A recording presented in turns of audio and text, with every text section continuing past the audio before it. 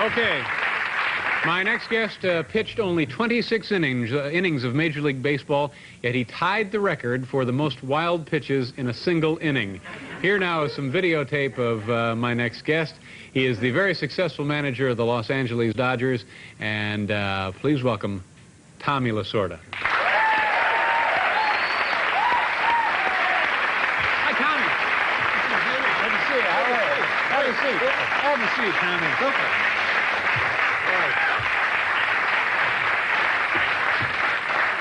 Nice to have you in New York City. I guess you're pretty soon be going to spring training. Yeah, 21st of February we leave for Vero Beach. Yeah. Beautiful Vero Beach, Dodger Town. Can't wait. Who did you have lunch with today? Tell me about your lunch. Oh, I had lunch with Howard Cosell and Now, what was that like? Bobby Valentine. Well, now, what's Howard like at lunch? He's fantastic. Yeah? Yeah, just a great guy and really very, very knowledgeable. He has a tremendous memory. Mm-hmm. And really enjoyed being with him. Yeah. We mentioned in the introduction that what was that record? Why do you have to bring it up? No, wait a minute. Most wild pitches in one inning. Now, how many pitches is that? How many wild pitches? 3. I thought the catcher did a bad job. Yeah. What kind of a pitcher were you, aside from occasionally having some control problems?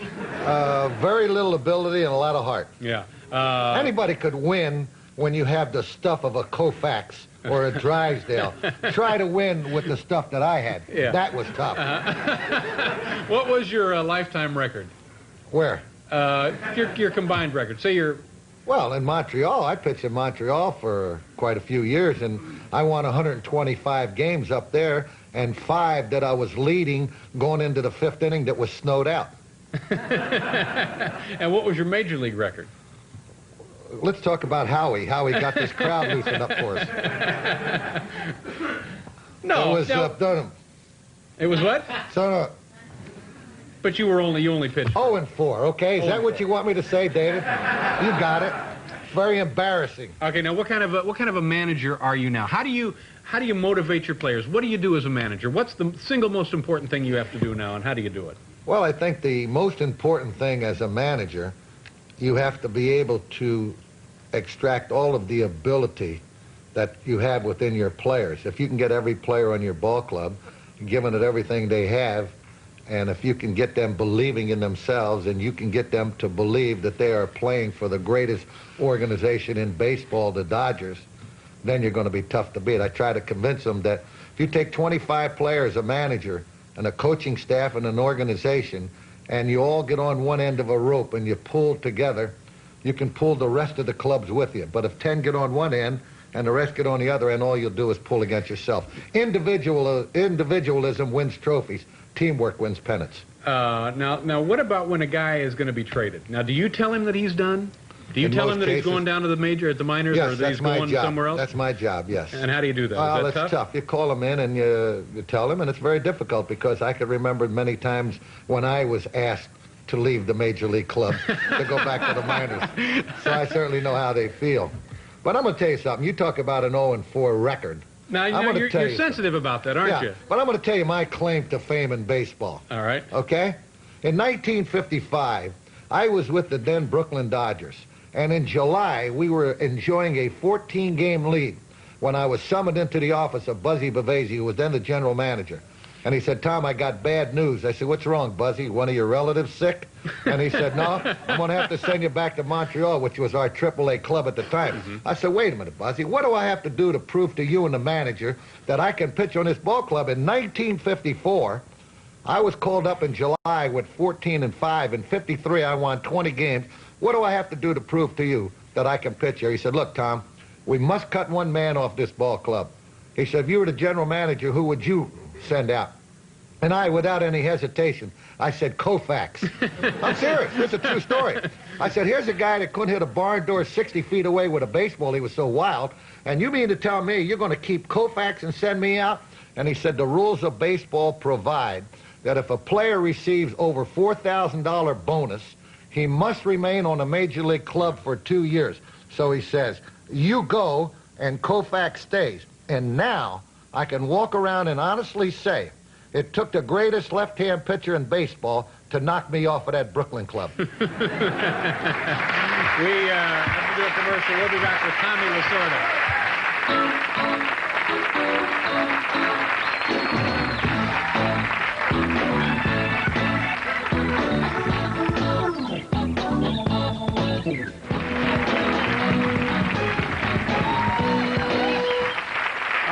Tommy, you went to, how long ago did you go to the White House? Was that this off-season or last? Yes, I've been there about 4 times. Four times? Yeah, a couple of State Department dinners, and then... Now, wait a minute. What do you have to do? I don't mean this sarcastically, but what State Department business do you have to conduct? I have nothing, but I was invited to 2 State Department dinners. One for the President of Italy when he was here, and the other for the President of the Dominican Republic. Yeah. But one day I had lunch with the President and some other people, and at the conclusion of the luncheon, Larry Speaks, who's the press secretary, asked me if I'd open up the briefing with the White House press, which I thought was a real honor, because here I am sitting next to the President, and I'm saying, oh, God, if only my parents could be alive to see this. And when Larry asked me, I couldn't believe it, but I did. And the first question that was asked of me was by Sam Donaldson. And he said, Mr. Lasorda, I understand you had lunch with the President. I said, that's right. He said, I also understand that you sat right next to the President. I said, that's right, Mr. Donaldson. He said, what did you and the President talk about during lunch? I said, economics. He said, wait a minute, you, a manager of a major league club, talked about economics with the President? I said, that's right. In fact, I told the President the story about this man who had gone to New York to the Chase Manhattan Bank and was causing a great deal of commotion. He wanted to see Rockefeller, the President. So they brought him up to his private office, and he said, what can I do for you? He said, I'd like to borrow $1,500. And he laughed. He said, take him downstairs. And they took him to the small loans department and said to him, we'd like to borrow $1,500. He said, what do you have for collateral? He said, well, here's the owner's card to my new Chrysler New Yorker in the front, and here are the keys. If I don't bring the $1,500 back in a week, you keep the car. So a week later, he come back, he said, here's the $1,500. I said, wait a minute, sir. We've run a thorough investigation on you. We discovered that you are one of the wealthiest men in the entire United States. Why would you want to borrow $1,500? And the guy said, what was the interest for the week? And they totaled it up and said it was $1,750, and he gave it to them and said, wait a minute, we're confused. Why would a man of your position and wealth want to borrow $1,500? And the man looked at him and he says, where else could a man park his car in New York for 1 week for $17.50? Tommy, have a real good season. Good luck to you. Come back and see us. Have fun in Florida. Tommy Lasorda. We'll be right back.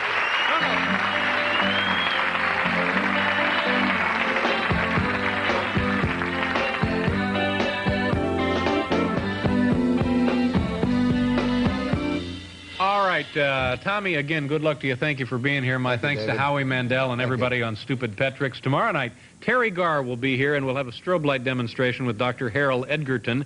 You want to jot that down. And also, McCoy Tyner will be in tomorrow night. Have a nice evening, folks. Go to bed.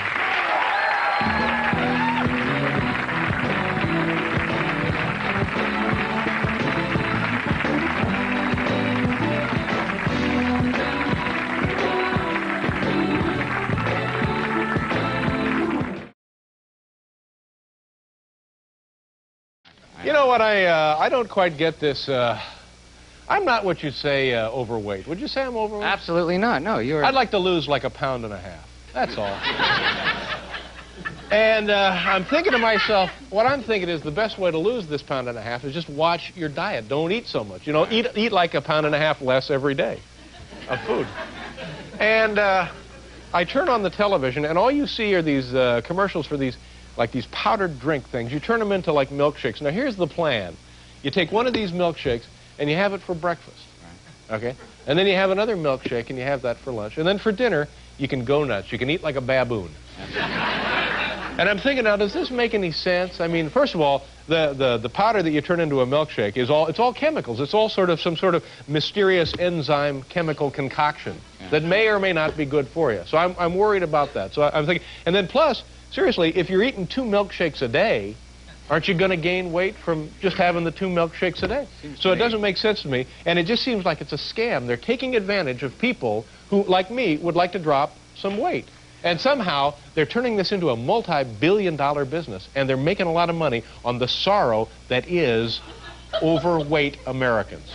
You understand what I'm saying? Yeah, see? Because...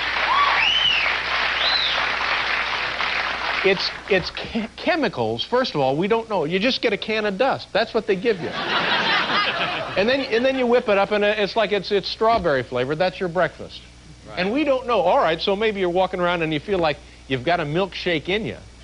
But what other, perhaps lethal, toxic chemicals might be coursing through your system? Mm-hmm. Anytime, Hal. I think my... Oh! What the hell? Hey, geez, did you see that? Sandbag drop! Man! Alive! By all means, take your time when you're trying to kill me. Who the hell could have been responsible? Let me go check backstage. Let's see here. You know, that sandbag fell on the desk. It could have killed me. Now, who dropped the sandbag? Was it you, Al? Me, not me. Joe, was it you? No, sir. Tommy Lasorda, Slim Fast user and manager of the Dodgers, was it you? No. All right, well, it better not happen again, okay? All right.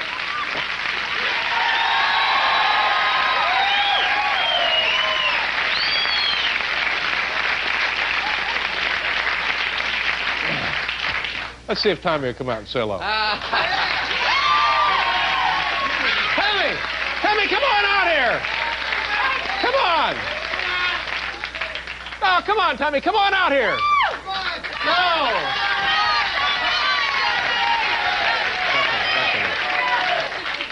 He said, you know what he said to me, Tommy Lasorda? What? He said, I'm not coming out, screw you and the Mets. That's what Tommy Lasorda. Oh, yes, he's not even back there. We taped that years ago. Taped years ago. Oh, man, what are we doing now? Let's do better do a commercial, huh? How are we doing on time, Morty? Huh? 3 minutes. Well, what should we do now with this 3 minutes? Do what? Do a commercial. We can do a commercial in 3 minutes. Well, that wasn't the question exactly. I know we can do a commercial in 3 minutes, but... Huh? You can make a call. No, we don't have time. We don't have enough time for that. We can go to commercial. All right, we'll have to do a commercial, ladies and gentlemen. I'll get Tommy Lasorda for you. We'll be right back here, kids. Come on.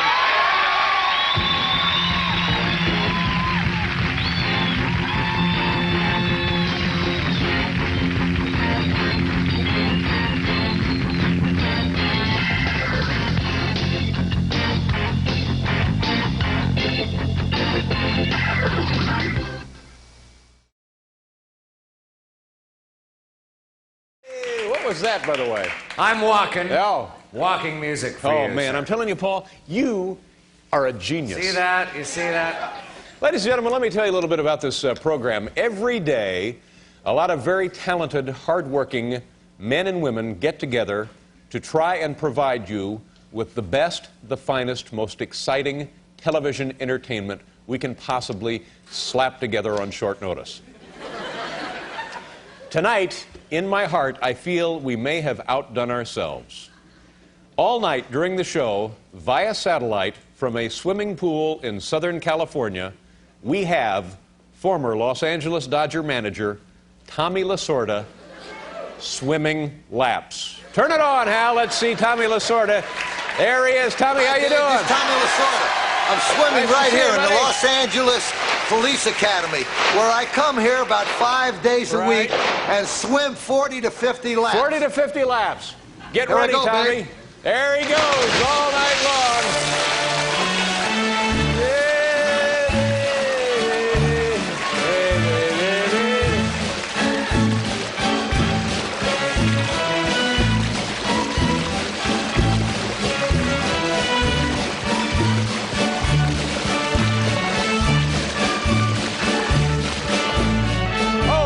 Welcome back. All night long, Tommy Lasorda swimming laps right here on the program, ladies and gentlemen. Also, something we would like to do for you now. We haven't done this in quite a while. You know, we come to you each and every night from the beautifully refurbished Ed Sullivan Theater right here on Broadway in the heart of the theater district. And the spirit of Ed Sullivan is with us nightly. I thought what we would try to do tonight, we haven't done it in a couple of weeks, we will contact now the spirit of Ed Sullivan. I need absolute silence. I need to concentrate. I will not be in a trance, but please do not attempt to touch me. Paul, I'm going to need some Swami music here. Not yet. When I go into my concentration, not a trance. All right. Let me know when that is. All right. I think you'll know. Here we go. Trying to contact the spirit of Oh, hell, let's contact the spirit of Tommy Lasorda. Are you still out there, Tommy? Where is he? Let's see how there he goes, lap number 3. All right,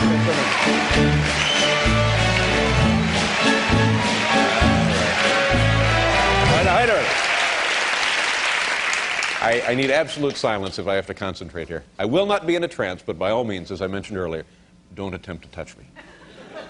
Are you ready, Paul? Ready. Okay, here we go. I didn't mean to disturb your trance. I'm sorry. Can you ever achieve that near trance state again? I said I need complete silence. Okay, I'm sorry. See if you can achieve it again. All right, here, just a little Swami music. All right, that's good. Here we go. All right, trying to contact. Is he somewhere in the theater? Oh, there he is, ladies and gentlemen. It's the spirit of Ed Sullivan. Welcome to the show, Ed. Ed, what do you have for us leading tonight? up to Miss Kate Smith and Wayne Schuster. Right. Here's a wonderfully amusing, this is specifically for the youngsters. Oh, something for the youngsters. Wonderfully amusing English juggler. It's an English juggler. Well, that's...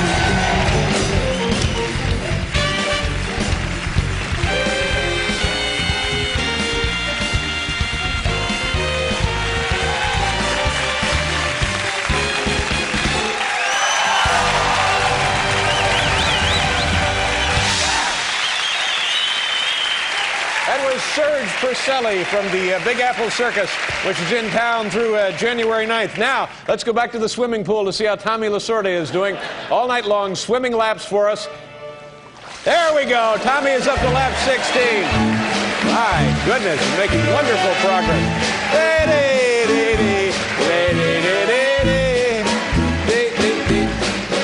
Okay, there you have it. We're going to pause now for a commercial. We'll be right back with Robert Klein, ladies and gentlemen. Nice to see you.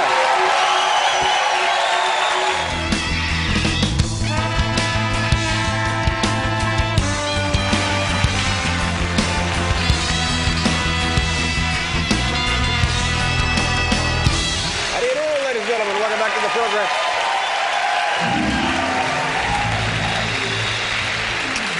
Let me tell you who's on the big program. Robert Klein is here, Cowboy Junkies, and Bob Knight, 3-time NCAA basketball champion coach Bob Knight from the Hurricane Hoosiers of IU. Bobby Knight. Looking forward Bob to Knight. that. You don't call him Bobby anymore. No, I wouldn't. I wouldn't dream of it, no. I'm trying to stay on his good side. Yes. He has a fiery temper. He's a hot-headed competitor. Heard about You don't call him Bobby anymore. It's Bob. Although it is Tommy Lasorda. Let's see how Tommy's doing out there in the pool. There he goes.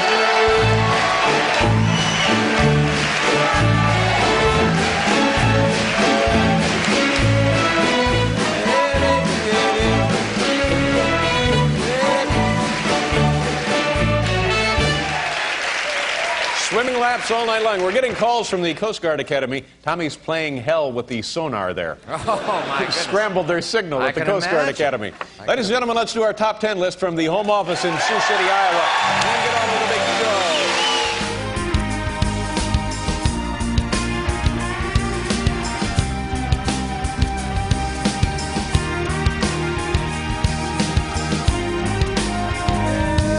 Okay, you're not making more than the biology department, are you? No.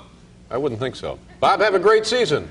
David, thanks. Look It's always forward a to seeing you in pleasure the to Final see you. Four. What do you think? A shot there? Well, maybe okay. not this year. Who knows? My thanks to Cowboy Junkies, who absolutely will be in the Final Four, and Robert Klein. Thanks for watching, folks. We'll see you tomorrow. Good night, everybody.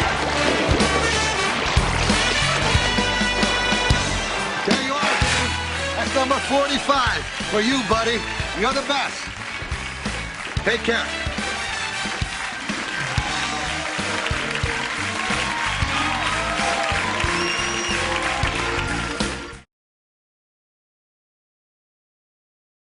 They shimmy, and I'll shimmy. They fly, and I'll fly. Well, they're out there having fun in that warm California sun.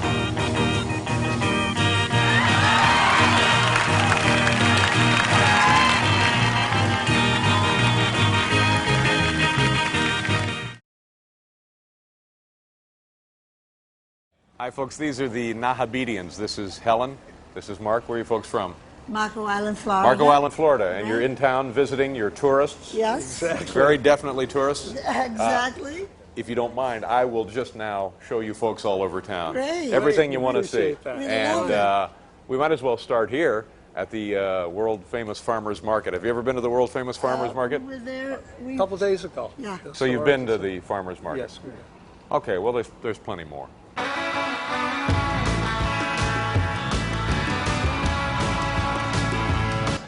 Okay, so if you want right now, I can do this for you. Take you on a tour of the CBS television network. This is where they do all of the CBS shows, so that'll be good for us. You want to do that? Well, we did that a few days ago when we were The at farmer's the farmer's market. market. We did that. Oh.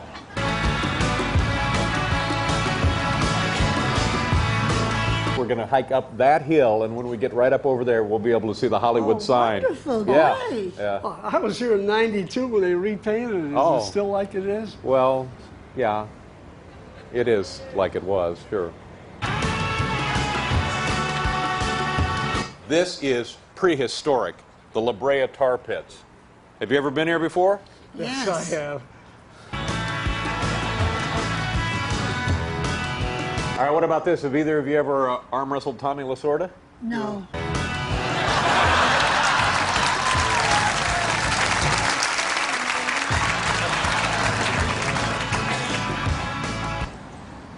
This is one of the great concert venues in all the world, the famous Hollywood Bowl. We were here 2 nights ago. Well, what about this? Have you guys ever taken big league batting practice? No? No, not at all.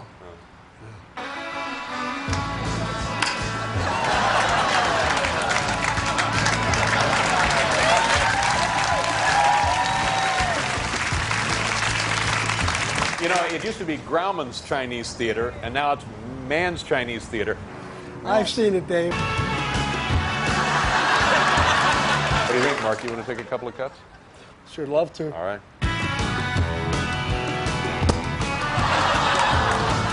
I love the deck guys. Mark, Ellen, how about the Statue of Liberty? Oh, it's so beautiful. Yeah. Thing of But we beauty. were here last summer. Oh, you've been We here saw it. as We well. saw it. You've seen. We've seen All right, statues. fine. That's not a problem. Yeah. Ellen, thank you very much. It's been a lot of fun spending Thank the day with you. you. And We Mark, thank loved you it. very much. Hey, our pleasure. Yeah. Is there anything you guys would like to do now? What do you think, Mark? I'll tell you what, I'd like to try on some of Tommy Lasorda's old pants. All right, great.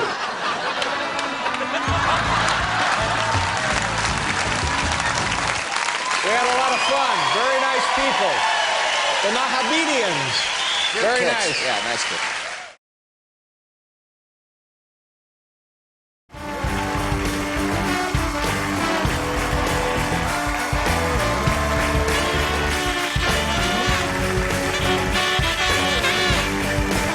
Henderson, ladies and gentlemen. Biff, how are you, buddy? Fine, Dave. How are you? I'm fine. How's your, I know you had laryngitis last week. You better? Oh, I'm better now. Yeah, now you had the laryngitis because we sent you to Yankee Stadium to cover the World Series. Is that right? Well, I caught laryngitis that day before. Yeah, I was out there and I couldn't talk. You're kind of out there horsing around, screaming, and you lost your voice. Yes. And then we sent you to San Diego. Right. And the same, so that didn't help. Anyway, I'm glad you're feeling better, and thank you very much. You did a great job. Thank you. It was exciting. It must have been exciting to be down there on the field with the Yankees and the Padres, and especially Game 4. That must have been. No doubt. Yep. No doubt about it. And you brought back some videotape of the World Series, and I understand that tonight. The World Series is a week ago already that it finished up, and tonight you've put together a batch of what you call Leftovers. leftovers, exactly. Leftovers. And so not necessarily highlights, not necessarily not highlights, but Right. leftovers nonetheless. Leftovers. All right. Ladies and gentlemen, please sit back and enjoy now Biff Henderson's World Series leftovers. Biff?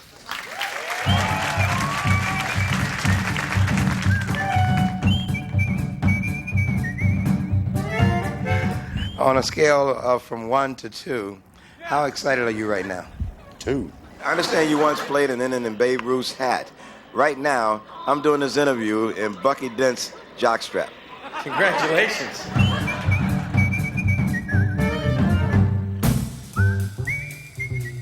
That's George Steinbrenner right behind me there.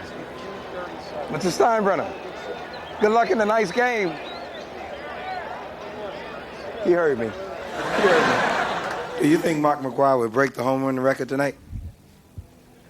Are you serious? What do you think it would sound like if Tony Bennett did some infield chatter?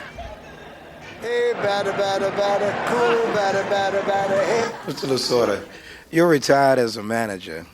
Do you miss showering with the other men? Yes, very much so. Do you know who I am? I know that you're not from San Diego. That I'm aware of. Wait a minute.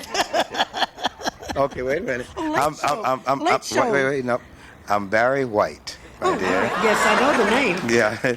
If I had a TV show where I sat around and talked politics completely naked, would you watch it? You got to be joking. You have to really be joking to ask me questions like that. You know, that is really stupid questions. Do you mind if I watch you eat a sandwich?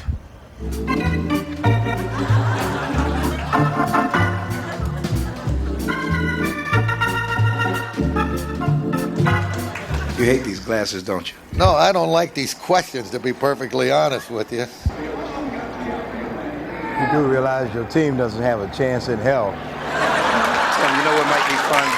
Let's take a look at all the times Padre fans yelled and cursed at me. Yankees suck!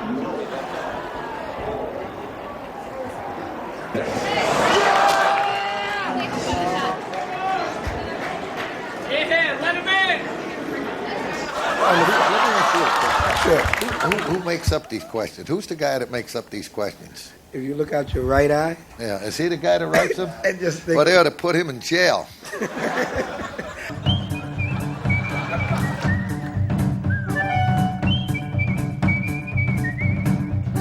Answering questions about the greatest first half in Yankee history, like the greatest first half in baseball history. This is Biff Henderson reporting the 1998 World Series in San Diego, California, with the New York Yankees, world champions. Biff Henderson, ladies and gentlemen. Thank you. We're the top 10 list now. Okay. Very good.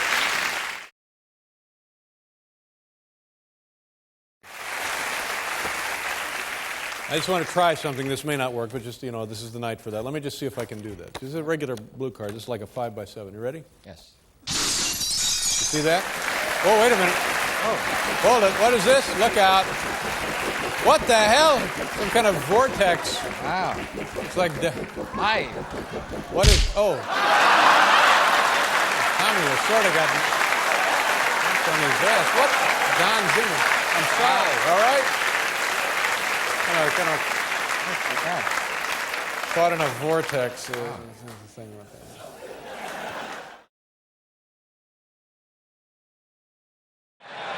Here we go. Here's Biff Henderson, ladies and gentlemen, at the 2009 World Series. Let's take a look. This is Biff Henderson covering the 2009 World Series in Philadelphia and New York City. There's all kinds of news people here. Let's see if I can get in one of their shots. There was a time when it used to take just 4, but now it takes 11 postseason wins to take it all in baseball. The Yankees, they have 10 under the belts right now. You're someone that understands the history and details of this great game. I hope so. Tell me, what's a double? What's a double? That's when the guy hits the ball and he gets the 2 bases. Why is it harder to hit a ball when it's thrown very, very fast? Why? Is it hard? You're really enjoying these questions. I'm having fun. I'm thinking, you're funny. Listen, don't you... Biff Henderson, nice job, Biff. Thank you very much, Dave.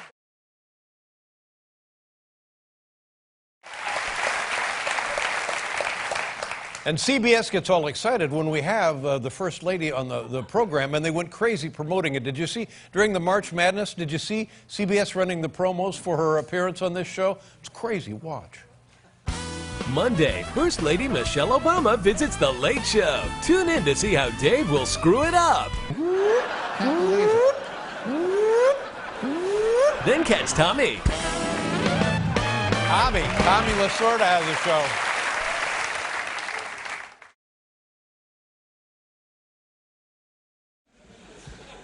Our next guest managed the Los Angeles Dodgers for 20 years, twice leading his team to world championships. Earlier this week, he was inducted into the Baseball Hall of Fame. Please welcome one of the game's true greats, Tommy Lasorda. Tommy.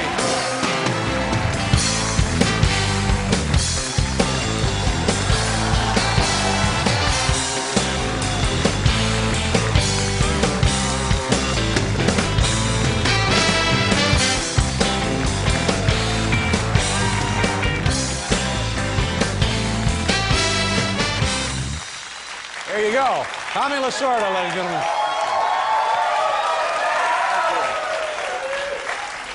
How do you like coming to New York City? I love it. It's great here. You don't feel like a little like enemy turf when you walk in? No, you know, we originated from here, Brooklyn. Yeah. So now... Yeah, then what happened? And then we decided to look for greener pastures. Yes, sir. And your buddy, Bobby Valentine, doing pretty well with the Doing Mets, a great job, absolutely. Yeah. Yes, indeed.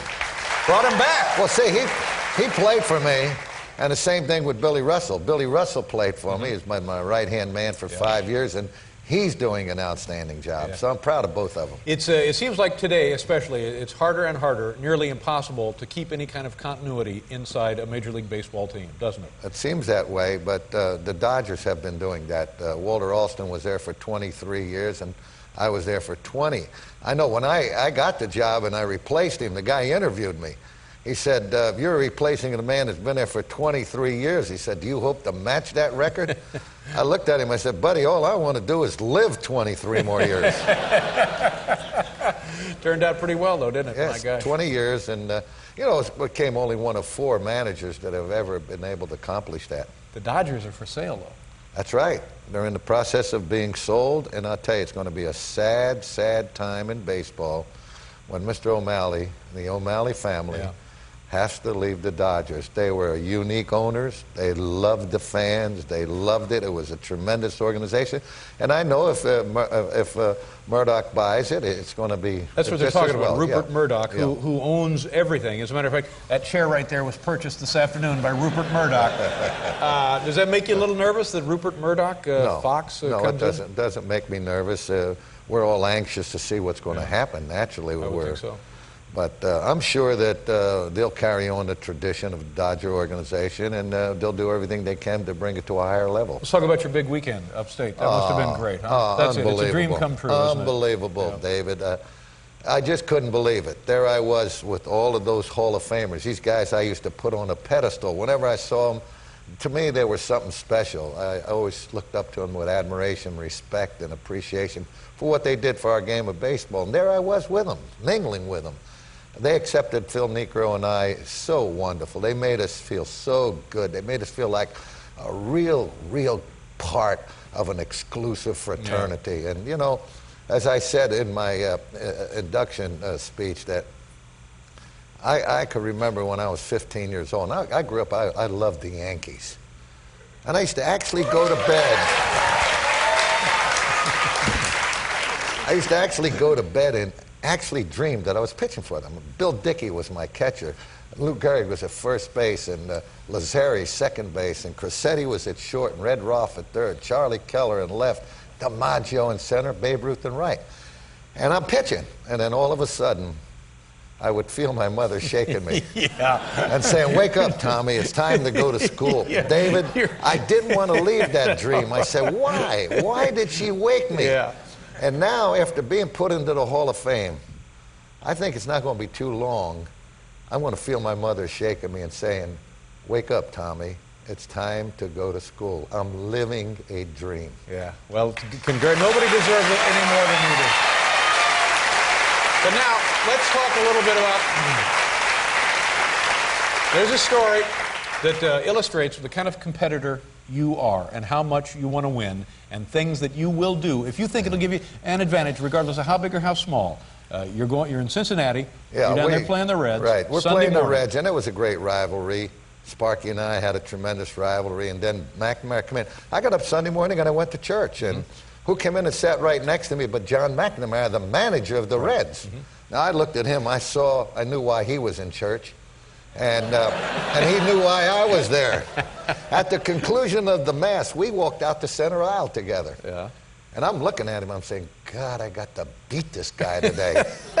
And as we approached the front door, he said to me very quietly, he said, wait for me outside, I'll be right out. I said, okay, Johnny. And I said, well, you know, where's he going? The Mass is over. And I watched him went over the right side of the church, and he knelt down and lit a candle. So instead of me going through the front door, I went over to the left side. I went in front of the altar and I waited. And when he got up and left, I went down and I blew that candle out.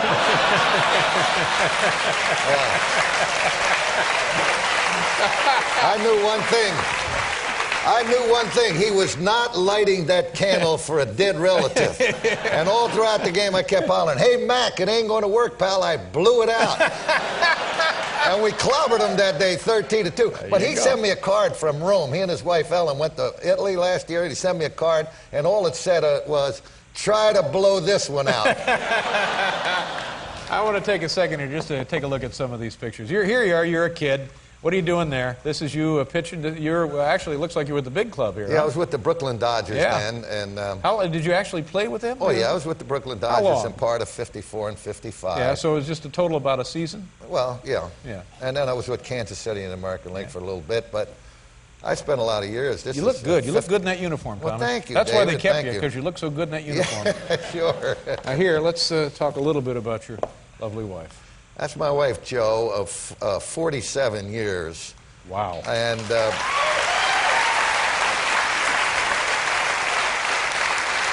I said this, that if I could have seen God 1 week before I got married and had written down on a piece of paper what I wanted for a wife, he couldn't have given me a finer one than Joe. She's great. Very nice woman. And here we go. This is what you see now from Cooperstown, Tommy Lasorda. Congratulations, Tommy. Isn't that great? Nice going. Thank you very much for being here. Thank you. Tommy Lasorda, ladies and gentlemen. We'll be right back.